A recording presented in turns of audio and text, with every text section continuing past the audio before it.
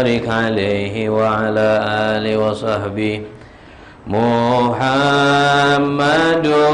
أشرف الأعراب والعجم، محمد خير من يمشي على قدمي، محمد باسط المعروف جامعه، محمد صاحب الإحسان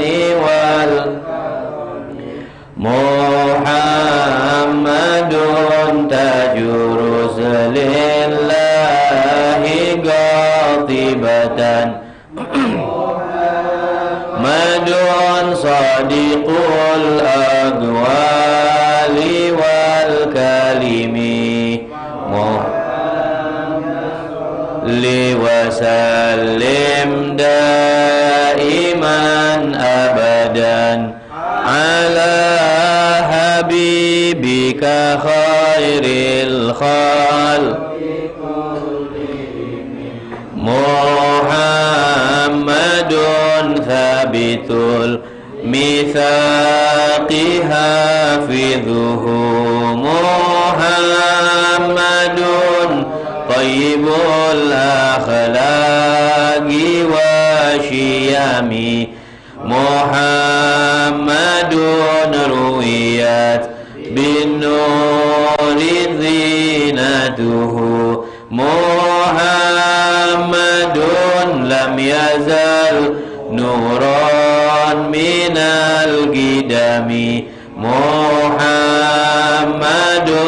حكيم بالعدل ذو شرف، محمد معدن الإنعام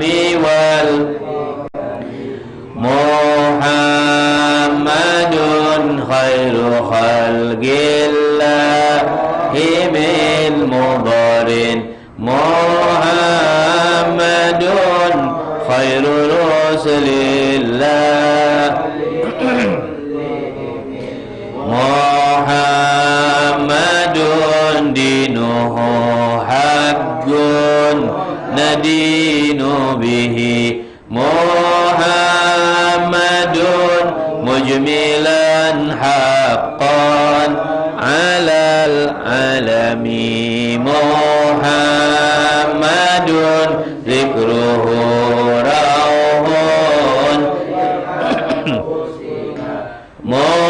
محمد شكره فرض على الأمم، محمد زينة الدنيا وبهجتها، محمد كاشف الغمات والظلم، محمد سيد طابت مناقبه، محمد صاره الرحمن بالنعم، محمد صفوة الباري وخيرته، محمد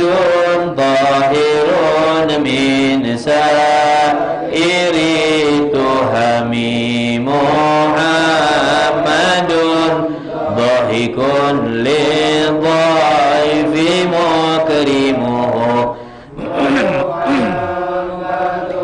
جاره والله لم يضمي، محمد ضابت الدنيا ببعثته، محمد جاء بالآيات والحكم، محمد يوم بعث الناس شافعنا، محمد نوره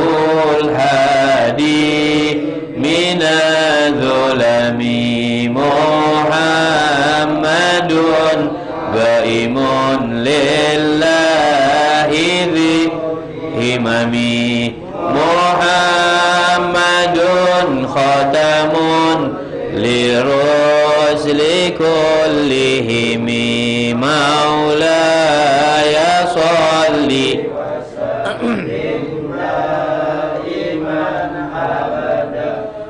ala habibika khairil khalqi kullihimi.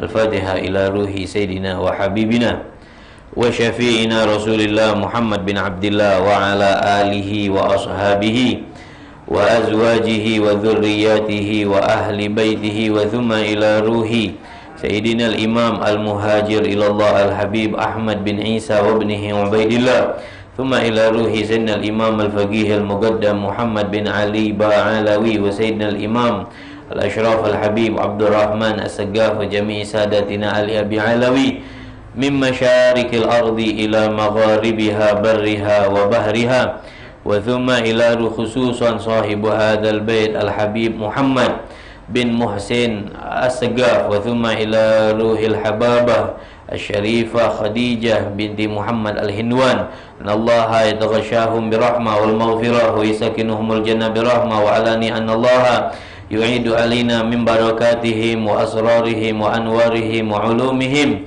wa nafahatihim fid din wa dunya wal akhirah wa alani anna Allah yudkhilu niyatana fi niyatihim ala hadhihi niyat wa ala kulli niyatin salihah wa ila hadratin Nabi Muhammadin sallallahu alaihi wasallam bi sirril Fatihah.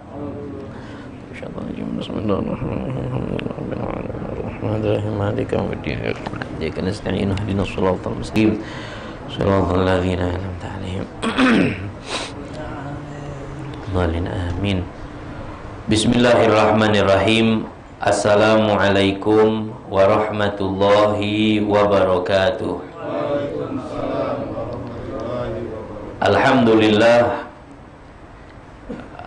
Alhamdulillahi rabbil alamin.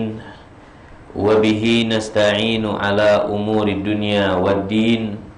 Wassalatu wassalamu ala ashrafil anbiya wal mursalin Sayyidina wa maulana Muhammadin wa ala alihi wa ashabihi ila yaumiddin. Subhanaka la ilma lana illa ma 'allamtana innaka antal alimul hakim wa tub alaina innaka antat tawwabur rahim.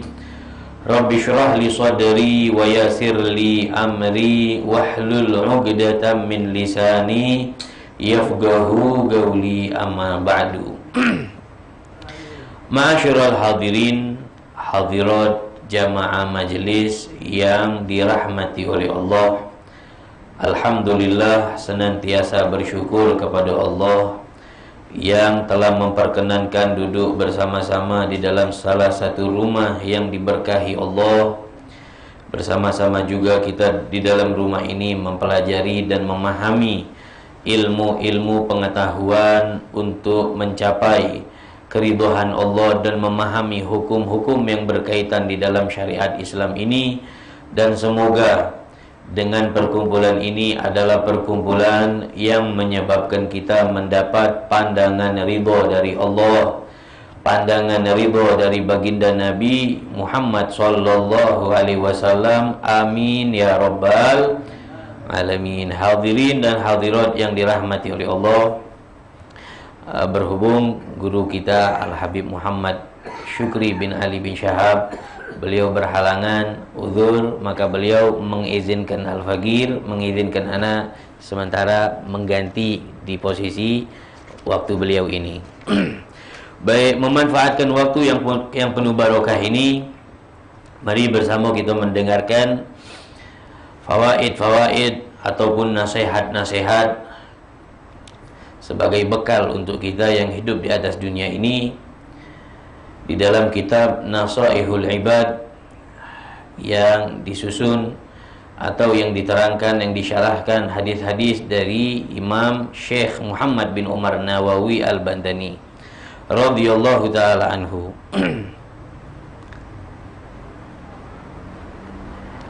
An Abdullah bin Mas'ud, diriwayatkan dari Abdullah bin Mas'ud radhiyallahu taala anhu, beliau berkata, arba'atun min zulmatil galab. Ada 4 sifat, ada 4 perkara yang mengefek dapat menggelapkan kita punya batin. Kita punya hati pacak jadi gelap. Hati gelap dikarenakan efek dari 4 sifat ini. Yang pertama adalah batnu syab'anun min ghairi mubalah. Perut yang senantiasa kenyang. Bagusnya tak pernah kosong, tak pernah ngerasa lapar, setiap hari kenyang terus. Habis makan lagi. Di 2 jam dari situ makan lagi. Udah makan model, makan PMP. Udah makan PMP, makan martabak, makan nasi, dan seterusnya. Malam pun begitu. Min ghairi mubalah. Dan ini ada efek. Efeknya apa? Itu dapat mengeraskan kita punya batin. Efek sampingnya kita akan keras batin. Makanya kita dianjurkan agar senantiasa memperbanyak puasa. Kemudian yang kedua, wasuhbatul zalimin. Senang berteman sama orang-orang yang melakukan kemaksiatan. Duduk bergewang sama orang yang berani menentang hukum-hukum Allah. Hukumnya tidak boleh, dia tentang, dilaksanakan, dilakukannya. Nah, mogalah kita kawan sama orang yang sedemikian. Maka kita berteman dengan orang sedemikian, berefeknya hati kita, batin kita jadi gelap. Batin kita melok jadi makanya soal pertemanan kita wajib milih.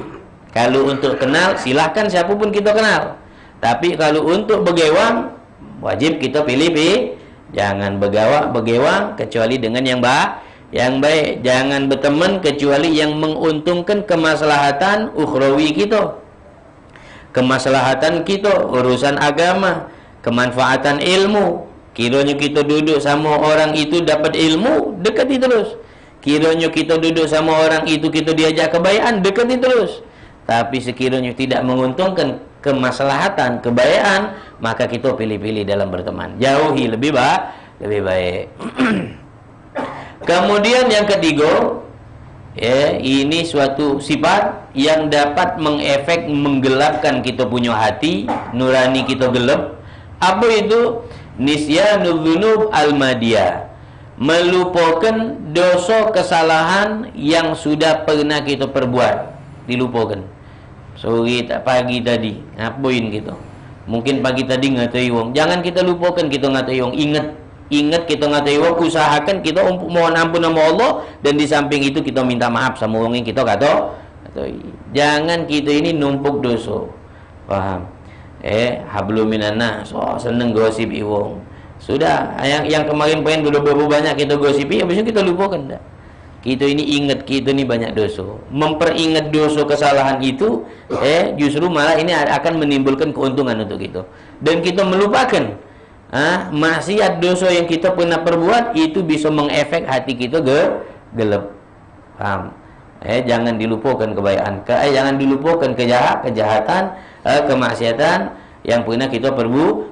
Ingat selalu. Insya Allah kalau kita semakin ingat banyak dosa, semakin kita terdorong diri untuk berlaku taat, terdorong diri untuk memohon ampun sama Allah. Ya Allah, anak banyak dosa, pecahnya anak ni, anak harus benar-benar, anak harus senantiasa duduk di atas sajadah mengharap ampunan Allah. Sering-sering pegang tasbih dan istighfar kepada Allah. Kenapa? Sebab anak ingat anak ni banyak dosa. Paham? Nah, fungsinya nginget dosa biar dinyesali. Dibuat kita jadi dengan ingat itu supaya kita nyesel. Bukannya ingat bangga. Ada orang ingat dosa bangga, jadi ngesoknya. Tak boleh. Paham? Itu tidak boleh. Kemudian yang keempat, sesuatu sifat yang akan mengakibatkan kita punya batin, kita punya hati menjadi gelap. Sifat apakah itu? Yang ketiga, yang keempat adalah tulul amal. Penuhnya atau panjangnya, banyaknya angan-angan perkara duniawi gitu. Berangan-angan urusan dunia. Berangan-angan urusan dunia. Ini sesuatu yang akan mengefek bisa kita punya batin menjadi gelap. Kalau tahun depan anak jadi kayu. Kalau besok kaget cak ini, kalau kita tidak tahu urusan yang belum datang itu kita tidak tahu. Makanya la taktsuru ham, jangan kita banyak-banyak ham. Kita ni kadang-kadang ham. Ham ini sesuatu yang belum terjadi sudah kita pikirkan di hari ini. Besok belum datang, tapi hari ini sudah dipeningkan untuk besok. Wah, pening bala. Apa besok bakal ada tagihan. Peningnya sekarang. Besok tu kaget ke depan hari, kemudian hari. Faham? Kita ham sudah. La taktsur ham. Ma gudir yakun, kita tidak boleh ham, tidak boleh kita ham.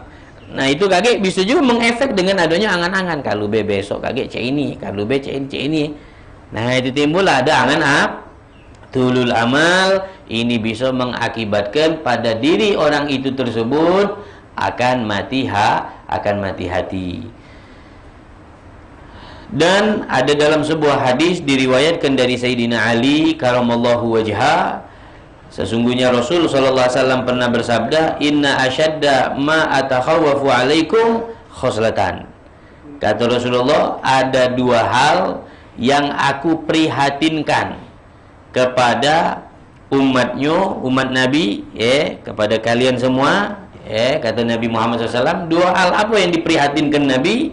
Yang pertama, ittiba'ul hawa.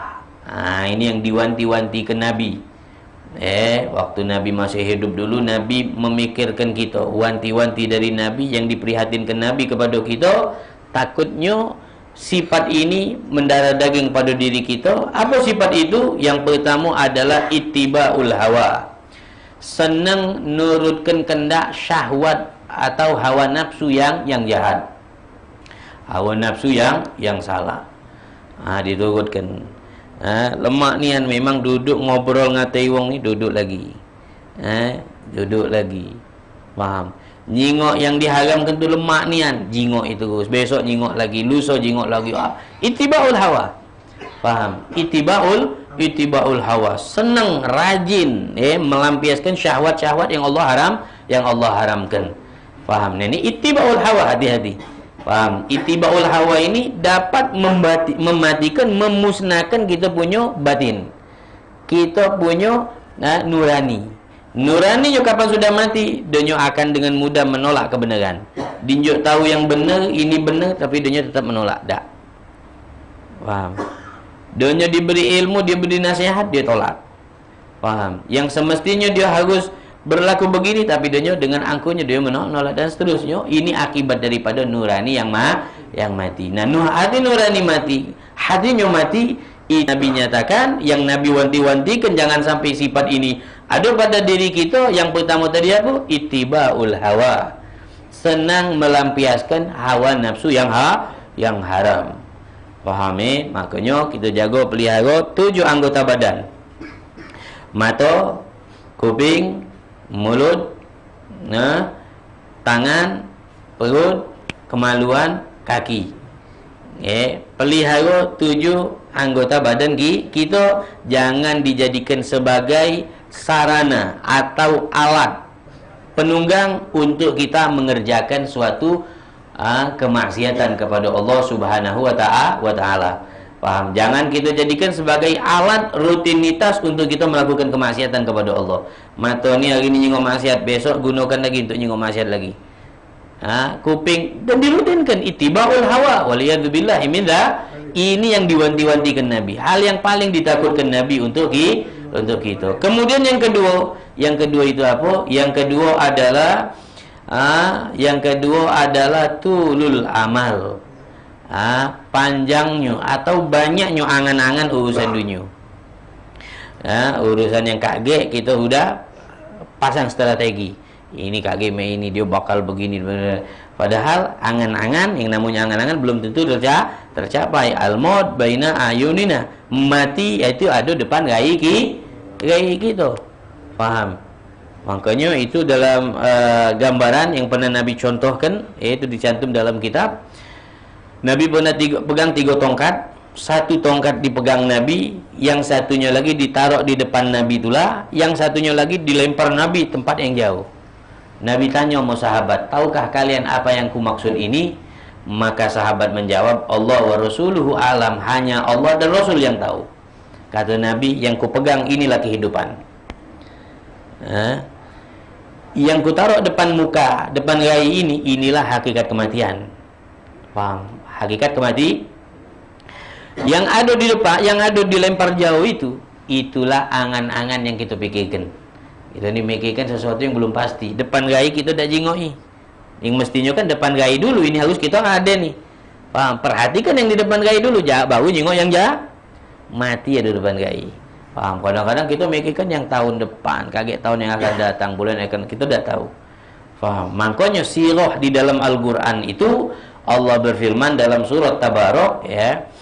Boleh sedikit kita bahas masalah kaitan yang berkaitan dengan kematian, ya, kalau ini menyangkut tulul amal kan. Allah berfirman, "Allazi khalaqal mauta wal hayata liyabluwakum ayyukum ahsanu amala." Kata ulama, di dalam ayat ini Allah mengedepankan kalimat al-mauta sebelum al-hayata.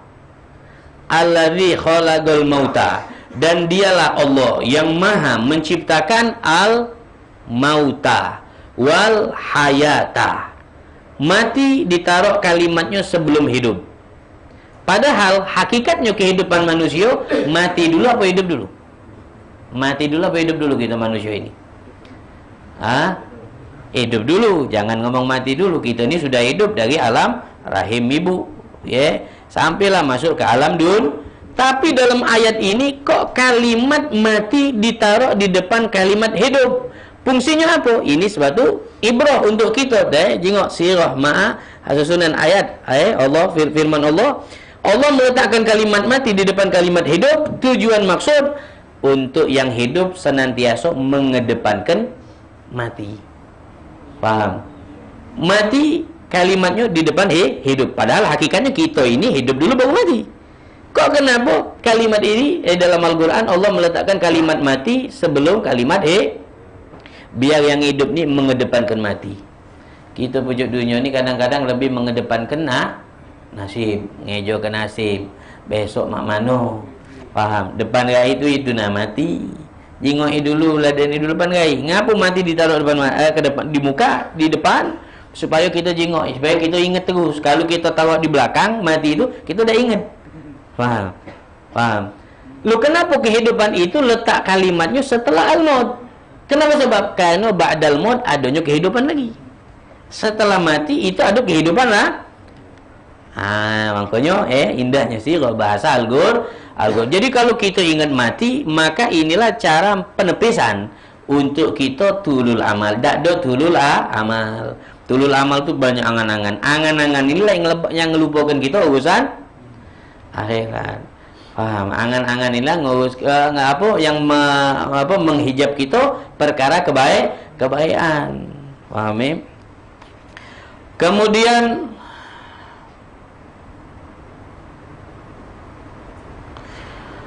wa arba'atun min nuril galab. Kalau tadi ada 4 perkara yang dapat mengefek, mematikan hati seseorang, dan sebaliknya. Ada juga 4 perkara yang dapat mencahayai hati nurani kita.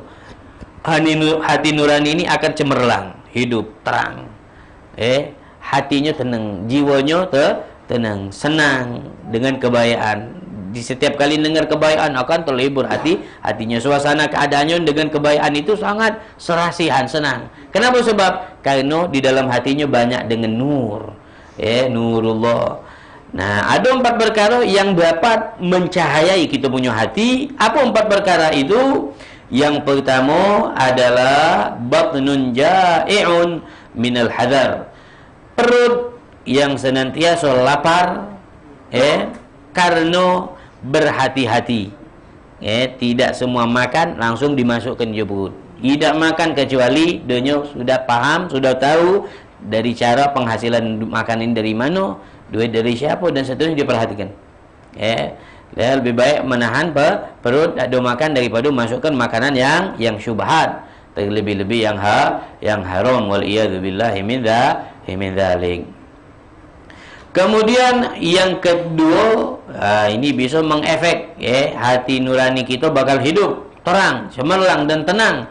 Apa itu? Wasuhbatus sholihin, bergaullah, duduklah dengan kaum yang soleh, orang-orang yang benar, orang-orang yang ada di jalan Allah, yang menjaga 5 waktu solat, yang menjaga hukum-hukum syariat, yang tidak melanggar hukum-hukum syariat. Ini wong soleh. Wong soleh kita dekat-dekat sama mereka. Paham? Duduk di, kita kenal ini ulama, ini habib, ini kiai, para mereka. Paham? Kita kenal ini orang soleh, orang baik, dekati mereka. Dekati mereka itu dapat untung untuk kita. Walaupun kita tidak sama seperti mereka, untung setidaknya kita boleh keuntungan dari duduk kepada mereka. Apa itu? Nurul qalb. Kita akan mendapatkan cahaya. Hati kita tentram. Kita boleh kemanfaatan, banyak manfaatnya. Paham ya? Kemudian yang ketiga, hifdzuz dzunub al-madiyah.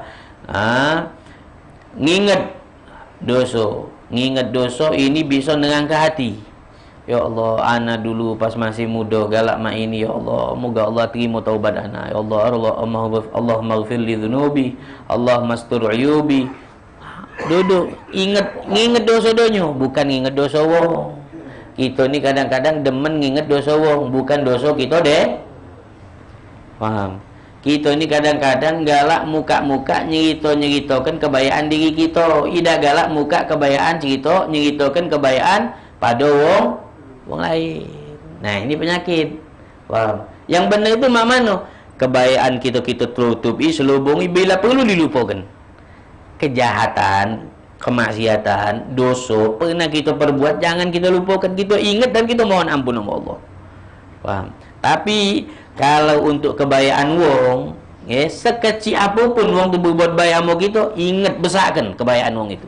Anggap besar, Masya Allah, orang ini orang soleh.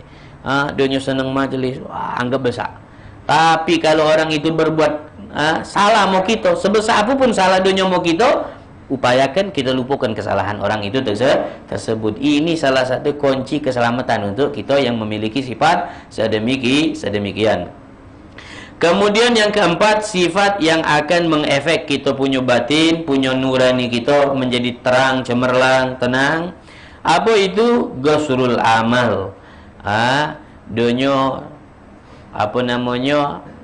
membatasi atau tidak memiliki angan-angan yang panjang, tidak berangan-angan. Yang ada depan gaya inilah dunia ladeni.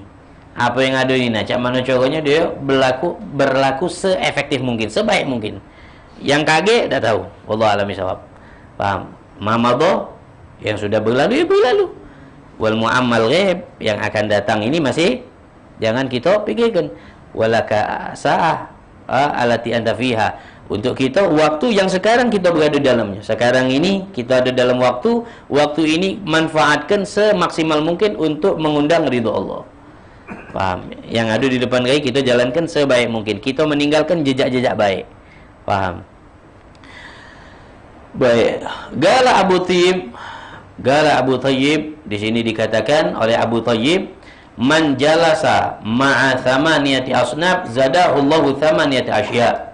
Siapa yang duduk dengan 8 kelompok, maka Allah akan tambah kepadanya 4 sifat. 8 sifat. Kalau dia duduk kepada 8 kelompok, maka dia akan ditambah Allah 8 sifat itu, sifat untuknya. Pertama, man jalasa ma'al aghniya zadahullahu hubbad dunya wa raghbatu fiha. Siapa yang seneng duduk sama wong kayo, duduk sama wong kayo dunia, zadahullahu hubbad dunya, maka orang itu secara sendirinya akan semakin cinta, terdorong dirinya untuk mencintai dunia dengan sangat, dan otomatis akan tertarik ingin memiliki banyak dunia. Duduk sama orang tajik, orang tajik punya mobil, pengen punya mobil lemaknya. Nah, jadi cinta nyingok wong hidup rumahnya ada asi, lemaknya rumah wong ada asi, pengen juga punya asi. Paham? Nah, gara-gara duduk sama wong kaya, lahirlah sifat hubud dunya dari diri kita. Berarti duduk ini ada pengaruhnya. Duduk ini berpengaruh, gewang duduk ini berpengaruh.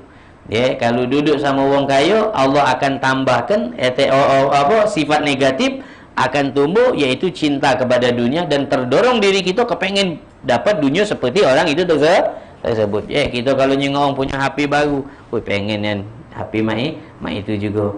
Faham? Otomatis kita akan ada daya tarik perkara duniawi. Makanya Nabi lebih senang duduk sama fugara, lebih senang. Bukan artinya Nabi tak galak duduk juga. Itu ada makna, ada momen-momen tertentu. Kemudian yang kedua, wa man jalasa ma'al fugara hasala lahu syukur wa ridha bi qismatillahi azza wajal. Kata Abu Thayyib, dan yang kedua, siapa yang senang duduk sama kaum fugara, maka Allah akan tambah pada dirinya sifatnya senantiasa mensyukuri dan ridha atas ketentuan yang diberi Allah untuknya. Duduk sama wong sago, donya nyingok kehidupan wong sago, donya maco dirinya, ya Allah, berarti masih mendingan ana. Ana masih lemah dibanding di alhamdulillah. Berarti masih ada wong di bawah ana. Alhamdulillah, gara-gara donya nyingok gewang duduknya wong cak itu tadi, nyebabkan donya pacak ngucap kalimat alham, berterima kasih sama Allah. Faham? Kemudian yang ketiga, wa man jalasa ma'a sultan zadahullahu al-qaswata wal kibir. Siapa yang senang duduk sama sultan, sama wong yang berwenang, yang berpangkat atau yang punya kekuasaan, wong besar lah. Faham? Kita duduk sama mereka, otomatis kita yang duduk sama mereka akan timbul lah sifat menjadi orang angku, jadi orang kuat. Ngapa ada dekeng kami ni ngomong sekendak dia, jagoan dewek. Ngapa kami ni kenal kalau orang yang berpangkat-pangkat tu. Jangan macam-macam berhadapan sama kami yo. Zadal kibir, tambah sombong pada diri orang itu tersebut. Paham? Kan kadang-kadang banyak kita dapatkan orang itu ngamboi gewang, ngamboi teman kenal. Paham? Dionyo tidak sama seperti yang dia kenal. Paham? Hati-hati, kami ini kawannya si anu, jangan bandingkan di semua kami. Nah, ada dampak negatifnya kalau kita duduk dengan orang. Paham Kemudian selanjutnya, wa man jalasa ma'an nisa. Siapa yang demen duduk bergaul sama betino, bergaulnya sama betino, atau sudah bukan hanya bergaul, kenal-kenal lagi, sudah jatuh cinta misal, zadahullah al-jahal wa syahwah. Allah tambahkan pada sifatnya itu ada sifat plus pada dirinya, jadi jahal, jadi bodoh orang itu. Jadi lolo, kapan sudah kenal betino, tambah lagi cinta. Ada kan peribahasanya ngomong, paham ada peribahasanya kalau cinta sudah bulat, paham kan? Begitu, paham? Efek negatifnya begitu. Kemudian wa man jalasa ma'asibyan izdada minal lahwi. Duduk bergaul sama budak, dia usianya lampau, usianya dewasa, tapi bergaul sama budak, anak-anak. Duduk sama anak-anak, izdada minal lahwi, bertambahlah lahwi, sia-sianya. Bahasa kita jadi lolo. Jadi melok lolo. Budak kecil main naikar melok juga, budak kecil main layangan melok juga. Paham? Hilang wibawa kedewasaan. Wibawa umur akan hilang. Makanya tadi gewang duduk yang tepat. Wa man jalasa ma'al fusaq izdada minal jara'a 'ala dzunub wa taswifu taubah. Dan lagi kata Abu Thayyib menyatakan, siapa yang demen duduk sama orang fasik, orang yang hobi maksiat, orang yang galak melakukan maksiat, nganggap maksiat itu sepele, biasa, kita gewangi dia, kita duduk sama dia, kita akrab sama orang sedemikian, maka otomatis diri kita akan menilai kemaksiatan itu sepele juga. Padahal kita tidak maksiat. Kita tidak maksiat. Tak seperti gewang kita tadi maksiat. Kita duduk sama bergewang orang yang galak ngeremehkan maksiat, kita duduk sama dia, otomatis karena lambat laun kita nyengok dia, kita diam baik misal, otomatis kita akan menganggap sepele juga kemaksiatan itu tersebut. Dan taswif ala taubat. Taswif mengunduh-unduh taubat adanya jadi baik. Donyo biasa be, lemak be, hidup donyo maksiat juga. Nah, ada dampak negatif. Makanya hati-hati dengan gewang duduk. Faham? Gewang duduk itu Gewang kita ini bagaikan baju koyak. Baju koyak. Baju koyak ni kalau nak ditampel, carilah tampelan bahannya atau warna bajunya yang sama sama kita. Faham? Kalau baju koyak ditampel dengan bahan yang berbeda, warna yang lain, baju warna putih ditampel warna kuning misalnya atau warna abang.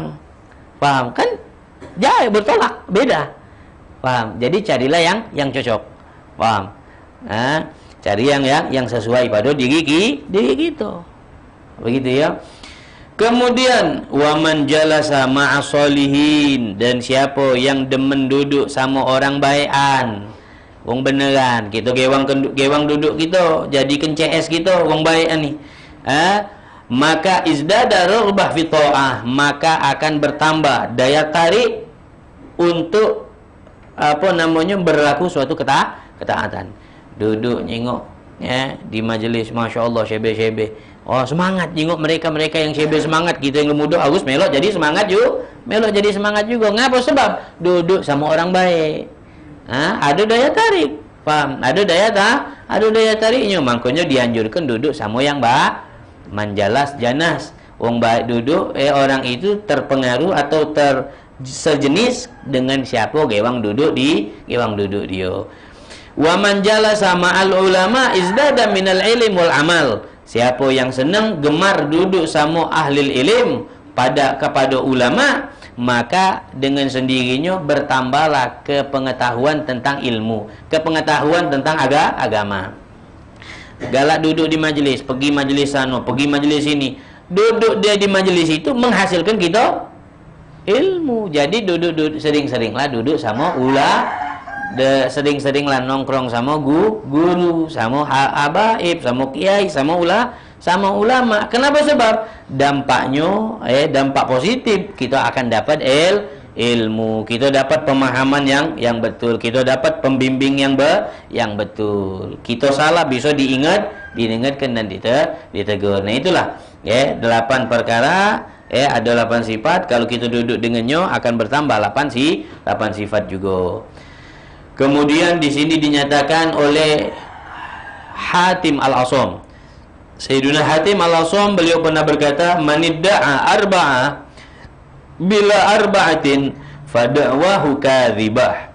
Kata Sayyiduna Hatim Al-Asam, siapa yang mengaku memiliki 4 sifat tapi dia tidak memiliki 4 bukti, maka pengakuan dia itu dinilai dusta. Pengakuannya dinilai bohong. Ngaku punya 4 sifat, tapi tidak ada 4 bukti dari 4 sifat itu, maka pengakuan itu dinilai hampa, dinilai bohong. Apa itu? Yang pertama, kata Hatim Al-Asam, manidda'a hubballah wa lam yantahi an maharimillah fada'wahu kadzib. Kata Imam Hatim Al-Asam, siapa yang mengaku cinta kepada Allah tapi dirinya tidak dia tidak mencegah dirinya melakukan sesuatu perkara yang diharamkan. Artinya urusan perkara haram terobosnya baik. Di samping itu ngaku-ngaku cinta Allah. Yang berdosa-dosa terobosnya galo, laju ke nyogalo. Haram-haram laju ke nyogalo. Di samping itu mulutnya ngaku-ngaku cinta Allah, maka pengakuan donya itu dinilai dusta. Kenapa dusta? Tidak ada bukti cintanya. Bukti cinta itu taat, bukannya melanggar. Faham ya? Kemudian yang kedua, wa manidda'a hubban nabi wa karihal fuqara wal masakin fada'wahu kadzab. Siapa yang mengakui cinta sama nabi, ngaku cinta sama Nabi Muhammad, tapi pada diri orang itu tidak suka, tak demen sama kaum fugara, sama orang-orang miskin, maka bukti cinta donya itu bukti yang bohong. Donya ngomong cinta, cintanya itu bohong, pembuktiannya tidak ada. Kenapa? Sebab kalau orang benar-benar cinta sama Nabi, pasti mencintai hal yang dicintai Nabi juga. Siapa yang dicintai Nabi? Fugara wal masakin. Nabi demen saking demennya Nabi sama orang fugara wal masakin itu, Nabi berdoa, Allahumma hyini miskinan, ya Allah hidupkan aku berkeadaan miskin, wa amitni miskinan, wafatkan aku dalam keadaan miskin, wahsyurni fi zumratil masakin, dan kumpulkan aku di akhirat kelak dengan kelompok kumpulkan aku di akhirat kelak dengan kelompok betulnya di sini mengandung makna, hikmah yang perlu kita pahami.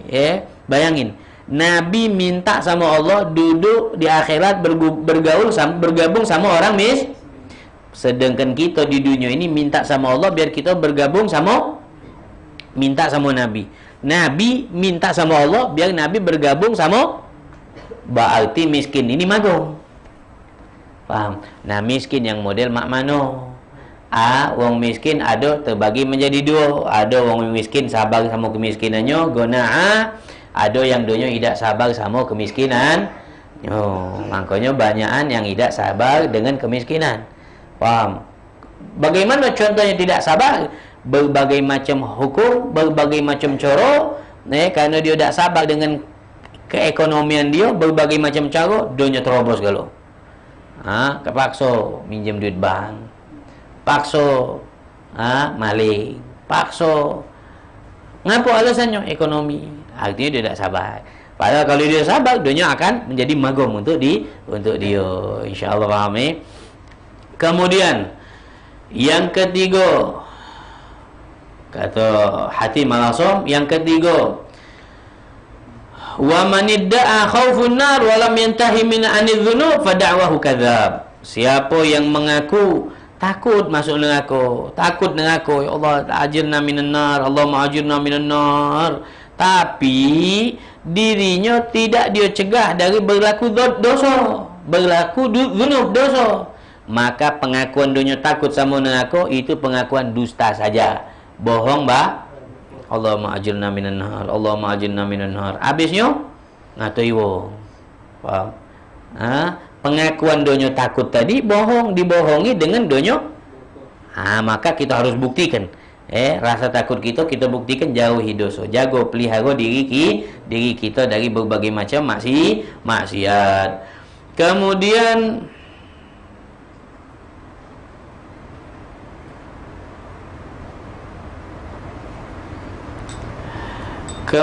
yang selanjutnya,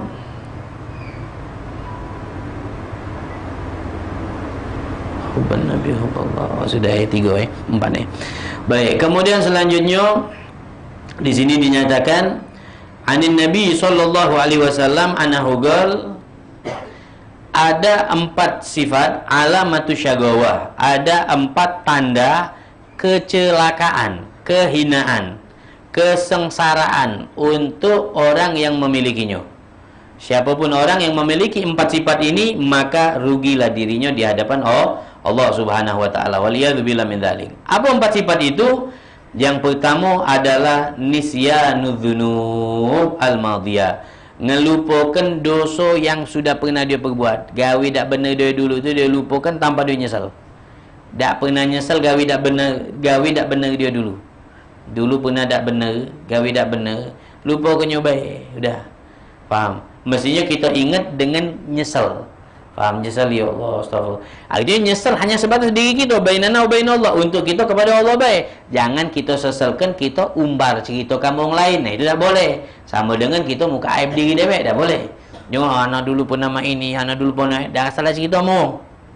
Sudah Allah tutup, jangan nanti buka. Cukup bainana wa bainallah, kita singkap sebesar-besarnya, ya Allah ana abdukal faqir, abdukal hagir, abdukal miskin, dan seterusnya kita mohon sama Allah. Nah, orang yang ingat hal perkara sedemikian, itu tandanya dunia akan bahagia. Dan sebaliknya, kalau dunia ngelupakan itu kejahatan, kejelekan, dosa yang lalu, dunia lalai, dunia lupakan, nah itu ciri orang yang syagawah, kata Nabi. Kemudian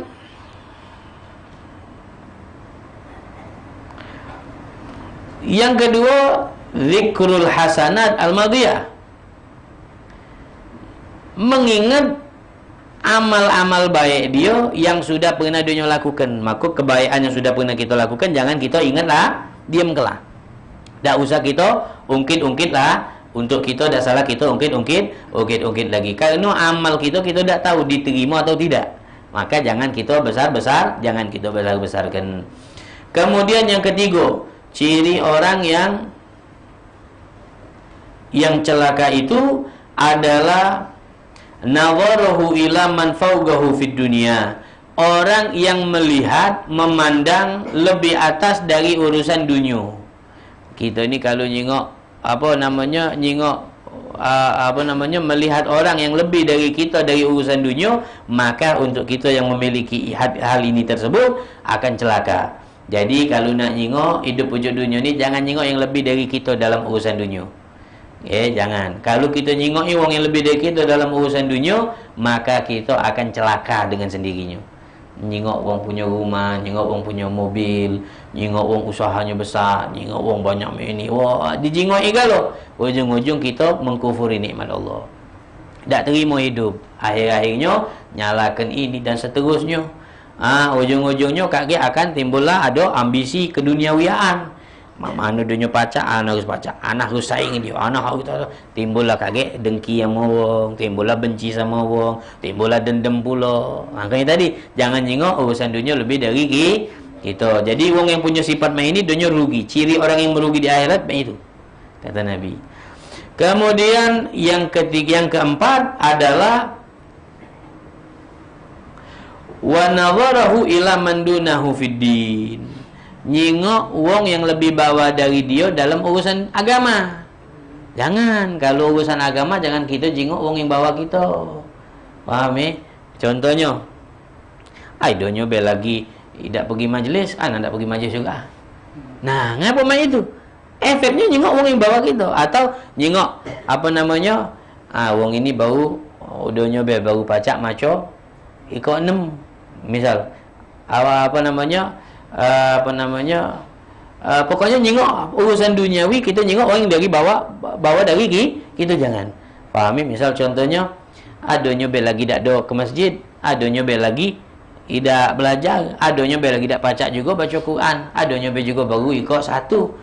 Santai baik berarti masih banyak orang pecahana. Ujung-ujung dia bukannya justru malah maju, tapi justru malah donyo mon. Nah, wong yang punya sifat main ini donyo celaka kata Nabi. Dunia bakal celaka. Jadi kalau urusan dunia jangan kita jenguk yang lebih pucuk dari kita. Kalau urusan agama kita jangan jenguk orang yang di bawah kita. Kalau urusan agama, urusan ketaatan, urusan akhirat, jenguklah yang lebih pucuk dari kita. Jenguk budak ini muda masih. Hafal Quran, pacak maco lancar, malu anak harus pacak dia juga. Jadi motivasi dorong. Kalau dalam urusan agama, dulu urusan akhirat, jingoklah yang lebih dari kita. Tapi kalau kita nak maju dalam urusan dunia, nak bahagia hidup di atas dunia, tenang jiwa kita, jingoklah orang yang di bawah kita dalam urusan dunia. Jingoklah orang ini lagi saruh, alhamdulillah. Rabbi Allah syukur, terima kasih sama Allah. Nah, itu yang bisa membawa ketenteraman, ketenangan pada diri kita.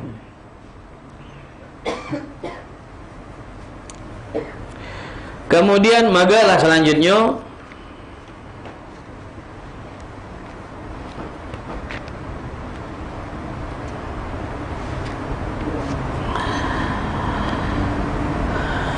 An Ali karramallahu wajhah, dari Sayyidina Ali karramallahu wajhah, beliau menyatakan, kata beliau, inna as'abal a'mal arba'un khisal. Amal yang paling sulit dilakukan itu ada 4. Amal perbuatan yang paling sulit untuk dilakukan itu ada 4 perkara, kata Sayyidina Ali. Apa 4 itu? Yang pertama, al-afu indal ghadab, memberi maaf di saat emosi lagi betul-betul naik. Lagi marah nian, lagi puncak nian, mau minta maaf. Dah cak, berat. Siapa yang pacak, dunia istimewa berarti. Dia bisa melawan hawa nafsu. Makanya orang yang kuat itu bukannya kuat secara fisik, kuat dunia punya batin. Di saat dia diuji untuk marah, rasa emosinya itu dunia taklukkan, kalahkan. Tak. ana maafkan. Aku maafkan. Wah, ini wong yang kuat. Hakikatnya kekuatan itu bukannya dilihat dari fisik, tapi paham, batin gitu, hati gitu. Ini ada wong nyingok sesuatu dah kuat. Paham? Begitu Jadi al-afu indal ghadab. Maafkan di saat dunia lagi emosi. Lagi marah. Paham? Di saat seperti contoh kalau tidak salah, ana lupa nama seorang jariah, seorang pembantu bawa kidir, banyu hangat yang sudah melodok itu, berjalan tertumbuk di anak bayi. Anak bayi tadi timpo kidir yang panas dengan serta banyu panas. Udah bayi kecil masih melangkah. Bapaknya marah. Bapaknya marah. Dia juga refleks, bukannya sengaja. Waktu dia marah tadi, lagi emosi marah, tiba-tiba jariah tadi, pembantu tadi, dia orang mahir, orang pintar, orang paham, dia menyampaikan sebuah ayat. Ayat itu yang berbunyi wal afina anin nas. Ana lupa banyak ayat, wal afina anin nas. Dan Allah memaafkan orang yang Allah menyenangi, menyukai orang-orang yang memberi maaf. Refleks juga seorang ayah yang tadi nyengok anaknya tadi itu sudah ngelipak-lipak sakit, maka refleks ayahnya ngomong, aku maafkan kau.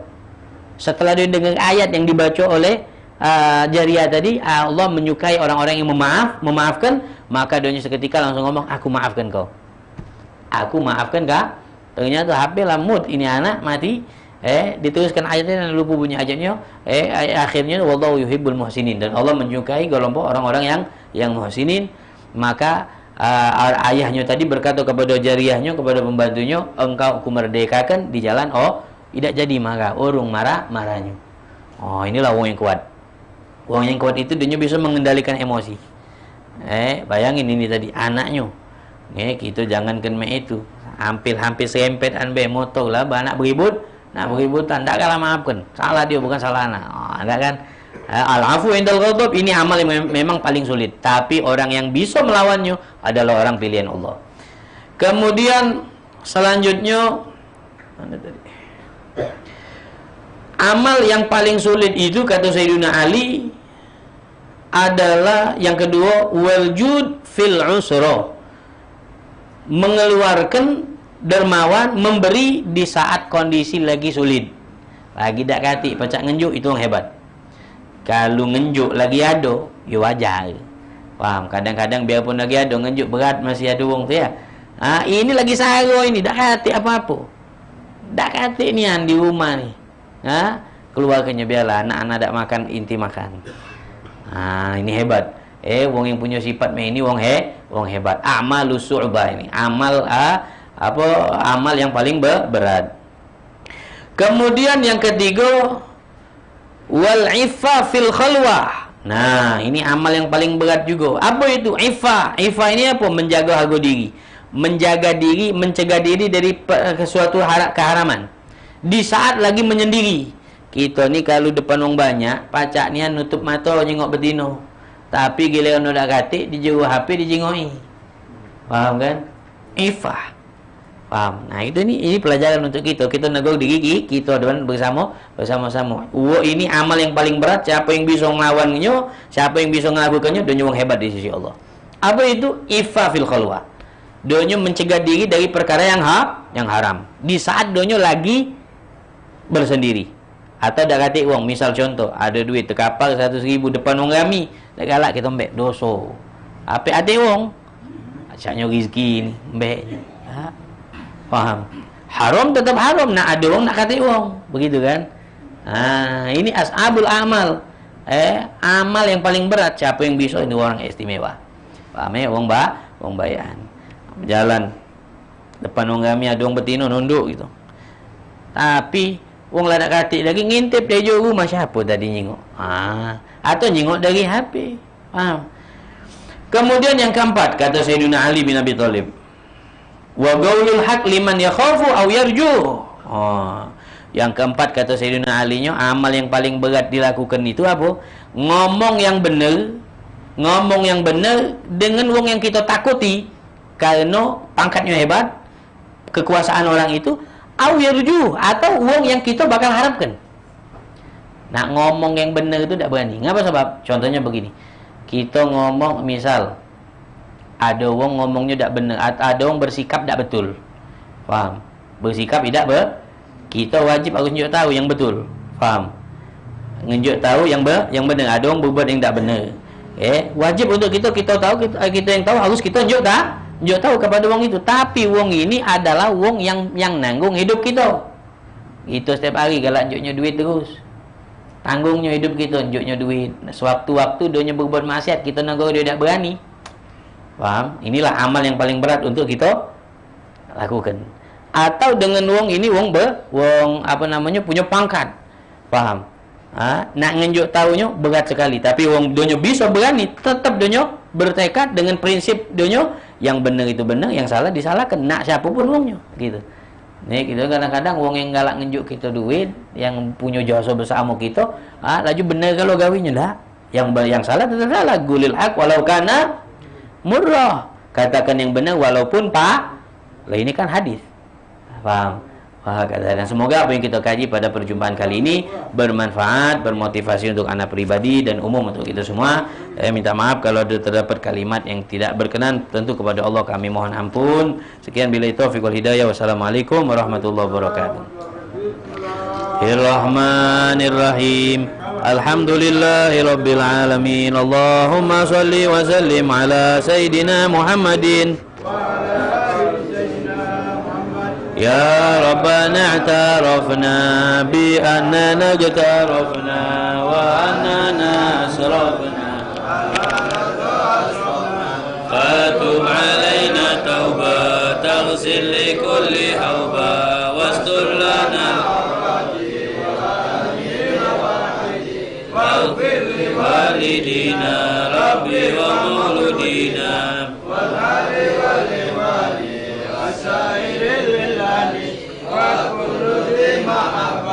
أوجرت المعصومة والمسلمين أجمعين ربي أسمع والرجل ذلك الظالمين بالمصطفى رسوله مضى بكل سوري صلى وسلم ربي عليه عبد الأبي وآله وصحبه تشيزه والحمد لله بدي وتناهي. Amin. Amin. Amin.